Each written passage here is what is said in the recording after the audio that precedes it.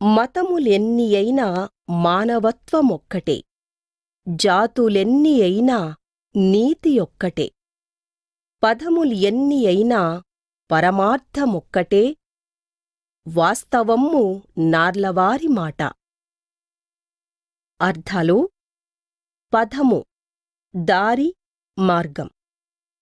పరమార్థం లక్ష్యం. మానవత్వం మనిషి ధర్మం. వాస్తవము నిజం. భావము: మతాలు ఎన్ని ఉన్నా అవి బోధించేది మానవత్వాన్నే. జాతులు ఎన్ని ఉన్నా అవి పాటించే నీతి ఒక్కటే. దారులు వేరువేరుగా ఉన్నా అవి చేరే లక్ష్యం మాత్రం ఒక్కటే.